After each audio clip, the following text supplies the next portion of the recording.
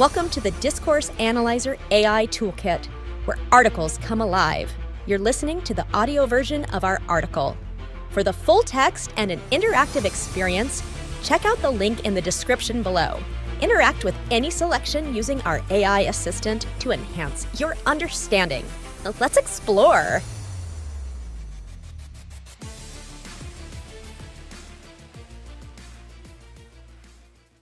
Policy documents in discourse analysis. Policy documents are formal texts produced by governments, institutions, organizations, or other authoritative bodies that outline rules, regulations, plans, and strategies for decision-making and governance. In discourse analysis, policy documents are crucial for understanding how language is used to construct, communicate, and legitimize policies, reflecting broader societal ideologies, power relations, and institutional priorities. Policy discourse is not neutral. It often shapes and is shaped by the values, goals, and interests of those in power. Discourse analysis of policy documents examines how language is employed to frame issues, allocate responsibility, justify decisions, and construct identities for both policymakers and the public. These texts often reveal underlying ideologies, as well as the social, political, and economic forces influencing policy decisions. By analyzing the discursive features of policy documents, researchers can uncover how policies are constructed to align with specific agendas, influence public opinion, and maintain institutional authority. Key features of policy documents in discourse analysis. Point 1. Framing of issues. Framing in policy documents refers to how problems, solutions, and key issues are presented. Framing shapes the way readers understand the context, causes, and implications of a policy decision. Discourse analysis of policy documents focuses on how issues are framed to promote certain perspectives and minimize or exclude others. Example: in an environmental policy document addressing climate change, the issue might be framed as an economic opportunity to encourage investment in green technologies, or as an existential threat to emphasize the urgency of immediate action. Discourse analysis would explore how these frames reflect different priorities, such as economic growth versus environmental sustainability, and how they shape public understanding of the problem. Point 2. Legitimization and justification. Policy documents often use language to legitimize and justify decisions, presenting them as necessary, rational, or beneficial. This is achieved through appeals to authority, expertise, or data, positioning the policy as the most appropriate solution to a given problem. Discourse analysis examines how language is used to create legitimacy and convince stakeholders of the policy's validity. Example: in a policy document advocating for military intervention, the justification might be framed around national security, using expert testimony, intelligence reports, or historical precedents to legitimize the action. Discourse analysis would reveal how the use of technical language, references to authority, or appeals to international law construct the intervention as a responsible and necessary decision. Point 3. Power and ideology. Policy documents often reflect the ideologies of the governing body or institution, embedding specific worldviews into the language used to define problems and propose solutions. Discourse analysis uncovers how these ideologies influence policy, highlighting the ways in which power is maintained or challenged through institutional language. Example: a social welfare policy might emphasize individual responsibility and self-reliance, reflecting a neoliberal ideology that favors limited government intervention. Discourse analysis would examine how language such as empowering individuals to take control of their lives positions welfare recipients as autonomous actors, shifting responsibility away from structural inequalities and onto individuals. Point 4. Construction of identities and roles. Policy documents often construct identities for both the policymakers and the target groups of the policy. This includes defining who the policy is designed to help, regulate, or control, and how these groups are portrayed. Discourse analysis investigates how language is used to assign roles and identities, influencing how different groups are perceived and treated. Example: in education policy documents, teachers might be constructed as facilitators of learning, shifting their role from traditional authoritative figures to more collaborative partners in the educational process. Discourse analysis would explore how this construction reflects broader shifts in educational philosophy, such as the move toward student-centered learning. Point 5. Use of technical language and jargon. Policy documents frequently employ technical language and jargon to create an appearance of expertise and precision. While this may lend authority to the document, it can also obscure the meaning for non-experts or limit the participation of certain groups in the policy process. Discourse analysis examines the use of specialized language and its implications for transparency and accessibility. Example: a healthcare policy document might use medical terminology and statistical data to discuss issues like morbidity rates or cost-effectiveness analysis, which could be inaccessible to the general public. Discourse analysis would investigate how such language creates barriers to understanding and whether it serves to exclude certain stakeholders from the policy discussion. Point 6. Policy narratives and storytelling. Some policy documents use narratives or storytelling to make their points more persuasive, weaving stories about the consequences of inaction or the benefits of implementing a certain policy. These narratives often humanize the policy, creating an emotional appeal that complements the technical arguments. Example: in a policy document on criminal justice reform, a story might be told about a specific individual whose life was negatively impacted by harsh sentencing laws, framing the policy as a moral imperative to prevent such injustices. Discourse analysis would examine how this narrative serves to build emotional resonance and align the policy with broader societal values like fairness or justice.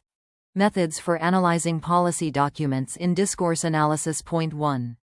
Critical discourse analysis, CDA. Critical discourse analysis, CDA, is one of the most effective tools for analyzing policy documents, as it focuses on how language reflects and perpetuates power relations, ideologies, and institutional priorities. CDA looks at how policies reinforce or challenge social structures and hierarchies, paying attention to how language shapes public perception and policy outcomes. Example: a CDA of a national security policy might reveal how the document uses language to construct certain groups as threats to national safety, thereby justifying restrictive measures like surveillance or military action. The analysis would focus on how such language legitimizes state power and control while marginalizing certain populations. Point 2. Framing analysis. Framing analysis focuses on how issues are presented in policy documents, particularly in terms of which aspects of a problem are highlighted and which are downplayed or ignored. This method helps to uncover the underlying assumptions and values that guide policy decisions. Example: in an economic policy document addressing unemployment, framing analysis might reveal whether the issue is framed as a result of individual failings, e.g., lack of skills, or structural issues, e.g., economic downturns. The way the problem is framed would influence the solutions proposed, such as job training programs versus economic stimulus measures. Point 3. Narrative analysis. Narrative analysis examines how policy documents use storytelling and narratives to make their arguments more compelling. By analyzing the structure and content of these narratives, discourse analysts can uncover the underlying values and moral imperatives driving the policy. Example: a climate change policy document might use a narrative about future generations suffering from the effects of environmental degradation to justify aggressive climate action. Narrative analysis would focus on how this story is constructed to appeal to societal values like responsibility and intergenerational justice. Point 4. Lexical and metaphor analysis. Lexical analysis focuses on the specific word choices used in policy documents, while metaphor analysis examines how metaphors shape understanding by linking complex issues to more familiar or concrete experiences. Both methods help reveal how language constructs meaning and influences policy interpretation. Example: in a housing policy document, the term housing market may be analyzed through lexical analysis to uncover how housing is framed as a commodity rather than a social right. Metaphor analysis might reveal the use of terms like housing bubble or crash, which frame housing issues in economic terms rather than social ones, influencing how policymakers prioritize market stability over public housing needs. Examples of policy documents in discourse analysis. Example 1. Environmental policy on climate change. An environmental policy document addressing climate change might frame the issue as both an economic challenge and a moral imperative. Discourse analysis would focus on how language constructs climate change as an urgent global crisis, using phrases like global warming and irreversible damage to create a sense of immediacy. It might also examine how the policy justifies government intervention by appealing to values of sustainability and intergenerational responsibility. The document's reliance on scientific data and expert testimony could be analyzed for how it legitimizes the proposed solutions and frames climate change as a technical problem requiring expert-driven policy. Example 2. Education policy on curriculum reform. An education policy document on curriculum reform might use language that reflects broader ideological shifts in education, such as moving from teacher-centered to student-centered learning. Discourse analysis would examine how terms like active learning, collaborative environments, and critical thinking skills are used to frame the policy as progressive and forward-thinking. The analysis might also focus on how teachers and students are constructed in the document, with teachers positioned as facilitators and students as active participants in their own education. This reflects a shift in societal values toward individual empowerment and lifelong learning. Example 3. Immigration policy. An immigration policy document might frame immigration as a security issue, using language that emphasizes control, regulation, and threat, such as border security or illegal immigration. Discourse analysis would explore how the document constructs immigrants as outsiders or potential threats to national identity, justifying restrictive measures such as border enforcement or deportation. The analysis could also examine the use of metaphors like flood or wave to describe immigration flows, revealing how these metaphors frame immigration as a force to be contained rather than a social or humanitarian issue. Example 4. Health policy on universal healthcare. In a policy document advocating for universal healthcare, discourse analysis would focus on how healthcare is framed as a human right rather than a commodity. The document might use inclusive language such as access for all or health equity to position healthcare as a public good. Discourse analysis would also explore how the document constructs the role of the state as a provider of essential services, legitimizing government intervention in the healthcare market through appeals to social justice and public welfare. Challenges in analyzing policy documents through discourse. Point 1.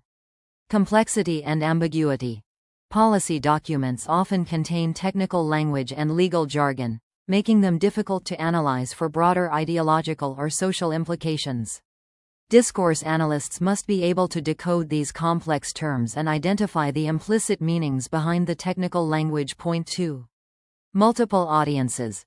Policy documents are often written for multiple audiences, including policymakers, stakeholders, and the general public.